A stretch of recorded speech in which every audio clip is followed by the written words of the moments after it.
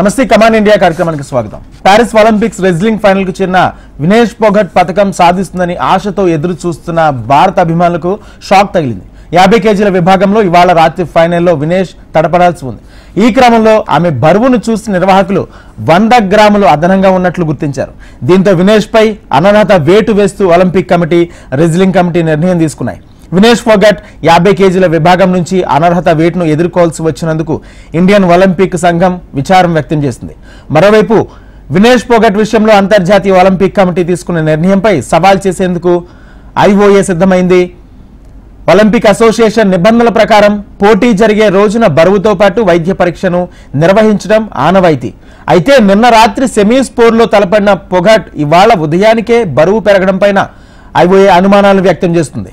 Number 1 wrestler సుసాకీపై విజయం సాధించి final కు చేరిన పొగట్ పై అనర్హత వేటు పడ్డం సర్వత్రా షాక్ కు గురిచేసింది. దీంతో ఈ నిర్ణయాన్ని సమీక్షించాలని ఐఓఏ డిమాండ్ చేస్తుంది. ఒకవేళ నిర్ణయంపై ఒలింపిక్ కమిటీ పునఃసమీక్ష లేకపోతే మాత్రం పొగట్ పై అనర్హత వేటు కొనసాగుతుంది. మరోవైపు వినేష్ పోగట్ పై అంతర్జాతీయ ఒలింపిక్ సంఘం తీసుకున్న నిర్ణయంపై ప్రధాని మోడీ స్పందించారు. పీటీ ఉషాతో మాట్లాడి మన దేశం తరపున నిరసన తెలపాలని కోరారు. అంతర్జాతీయ ఒలింపిక్ సంఘం తీసుకున్న నిర్ణయాన్ని ప్రధాని మోడీ ఖండించారు. ఏ రకంగానైనా సమీక్షించాలని ప్రధాని మోడీని కోరుతున్నారు.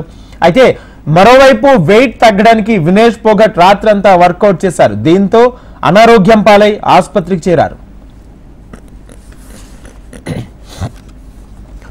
ఒలింపిక్ సంఘం నిర్ణయంతో ఇప్పుడు ఏం జరుగుతుందంటే ఫైనల్ సమయంలో రెజ్లర్ పై వేటు పడడంతో మరోవైపు ఫైనలిస్ట్ కు స్వర్ణం దక్కనుంది. అయితే సిల్వర్ మెడల్ మాత్రం ఎవరికి కేటాయించకుండా అలాగే వదిలేస్తారు. 2 కాంస్య పథకాలను అందజేస్తారు.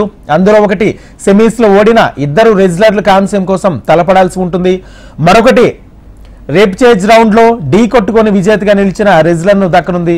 ఒలింపిక్స్ లో ఫైనల్ కు చేరిన తొలి భారత రెజ్లర్ గా ఘనత సాధించిన వినేష్ పథకం లేకుండానే స్వదేశానికి తిరిగి రావాల్సిన పరిస్థితి ఎదురైంది.